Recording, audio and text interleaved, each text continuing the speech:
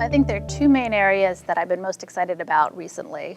The first one is using big data to better understand MRI scans and tumor response to treatment. And this really involves machine learning and deep learning. And so there's a lot more information in MRI scans than just structural changes in tumor. And the structural changes in tumor is really how we measure response of tumors to novel drugs.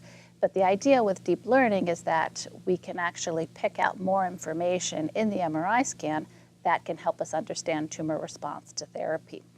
And response to therapy is really the way we understand if a drug is working or not working in brain tumors. And there's a lot of variability in how humans interpret MRI scan in response to treatment. And how I read an MRI scan may be very different than how Dr. Brastianos reads an MRI scan, and that's just the inherent variability in humans. So if we can use machines to take out that inherent variability that humans bring to the equation, it actually will give us more reproducible and better results in terms of interpreting MRI scans and better understanding tumor responses to therapy. The other area that I'm particularly excited about is exploring novel MRI acquisition techniques, so MRI and PET scan, to look at tumor physiology and better understand the biological response of tumors to novel drugs that are being tested in clinical trials.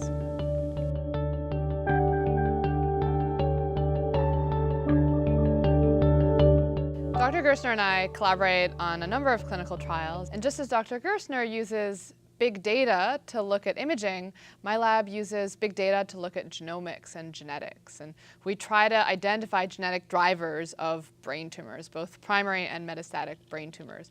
So what are genetic drivers? Genetic drivers are changes in the DNA that could drive a tumor. So in the last few years, we've identified some potential drivers that may be important for certain types of primary and metastatic brain tumors. And from that, we've now translated into clinical trials. And now we've incorporated advanced imaging techniques that Dr. Gerstner has been working on. Dr. Gerstner uses her advanced imaging techniques to study responses in these tumors.